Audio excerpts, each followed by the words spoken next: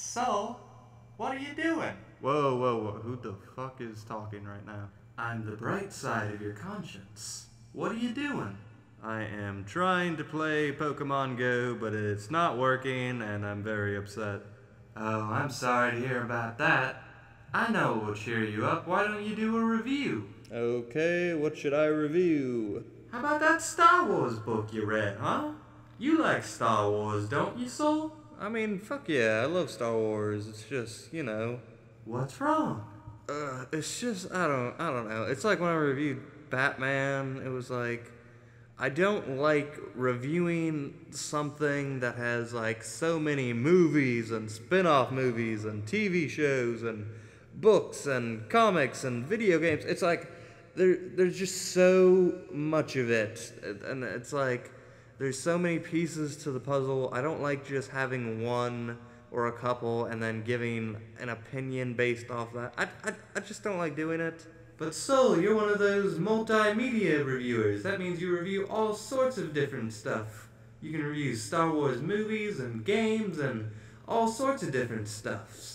Okay, if I literally reviewed everything Star Wars related, that would be like all of my content. That sounds fucking awful. Well, why don't you just review this book? I mean, it's not like you're gonna ever read it again, so now's your only time to make a review of it. Oh my god, but there's a whole new trilogy, and there's all these other things, and it's just, there's gonna be so much more, and I'm not gonna be able to keep track of it, so it's like, why don't I just review something else that's not gonna take up so much fucking shit. I think you're really fucking overthinking this, man.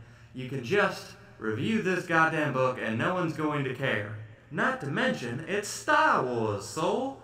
People like Star Wars, it'll get you views. Trust me, I'm not exactly a view machine. I doubt that'll happen. Yeah, you're probably right, but you should try anyway. Wait, hold on. You need to clarify something for me. I thought you were supposed to be like the bright side, and I was supposed to be like the dark side, but I'm not fucking evil, so I'm like a cynical douchebag type thing. Like I don't know why you're view hungry. I don't get that. In fairness, Sol, very much of what we've said actually has to do with this Star Wars book. Okay, this is getting too meta and too weird. I think, can we just start the review, please? Yes, that sounds great. Let's travel to a galaxy far, far away. Yay! Meanwhile, the servers are still down. God damn it.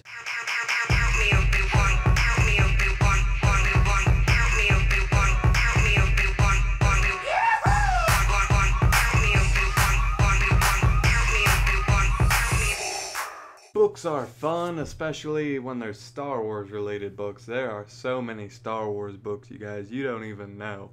And I don't know anything about any of the other books, but basically, now that we have a whole new generation of Star Wars to look forward to, we're gonna get a lot more books and kind of stuff like that. And so I was like, hey, let's read Before the Awakening. It's basically a prequel for 3 of the characters in The Force Awakening, that being Poe, Finn, and Rey. And oh my god, it's a very interesting look at each of these characters. Each one is a character study, and basically each of the characters in the movie, they react certain ways. They're themselves, right? But we kind of get an idea, why is this character like this? And I'm going to cover each of the stories, but I'm going to start with my favorite one, and that is Rey. Rey's probably my favorite character from the new movies, and I like her backstory because it really goes, like, it gives a full rounded story that isn't just, oh, here's like a pre-story. It's a full story, but it also explains why she is the way that she is. And it could have just been her like rummaging and scavenging, like it shows her in the thick of it. This is like her rock bottom, and you really feel for her. And in this book, there's a moment where you root for her. And let's just say you kind of know something isn't going to go right, because in the movie, she's still kind of at rock bottom, but something goes bad, and it hurts. And then we had Finn, right? And basically he's supposed to be just another stormtrooper, but in this we really see, no, he's a really good stormtrooper. He's like ahead of basically everyone else, and we see just how the New Order is working with stormtroopers, and the new generation of Star Wars stormtroopers, they got detail, man, and you really feel for Finn because these guys are just supposed to be these cutthroat guys, and they're supposed to not feel anything, but he just feels. He's emotional, and despite he's ahead of everyone else, he's might as well be in the back of the line just for feeling things. And we also get to see a little more of Captain Phasma, all that good stuff. I liked Finn's story, although I really thought we could have gotten more. But in the end, his character is supposed to be just a blank sheet ultimately, so you can't go into too much detail. And probably my least favorite story of the three was Poe's story. It was just really, I didn't care. I like Poe, but I don't think he's like an amazing character just yet.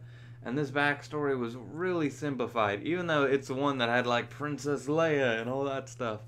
I just really didn't care, and I'll say it like this: Poe and Finn's stories, I read those in maybe 1 or 2 sittings. It took me like 6 sittings to get through Poe's story because I was that uninterested. And if I could sum up this book, it's basically just 3 really short narratives that kind of give background to these characters, because when people think of Luke Skywalker, if you're a new time fan, you're not going to just love and instantly know everything about Luke Skywalker. These characters, although the movies give them a lot of depth, they're fleshed out in these universes, right? And that's what this book achieves. And, the next time I watch this movie, I'm going to know more about these characters, and I'm going to feel that just a little bit more for them because I know these backstories, and if that's what the book wanted to achieve, it achieves it. And just looking at the creators who made this book, the illustrator and the author, they're complete Star Wars and comic book nerds, and basically we're living in a generation now where people who grew up on Star Wars are now making Star Wars, and I love that.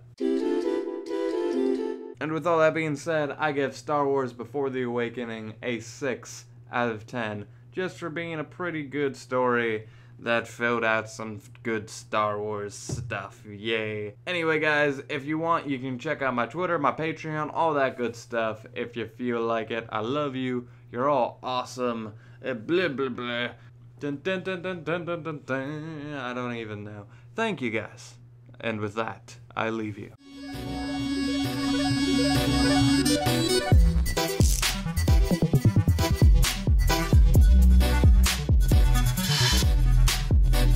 Bye.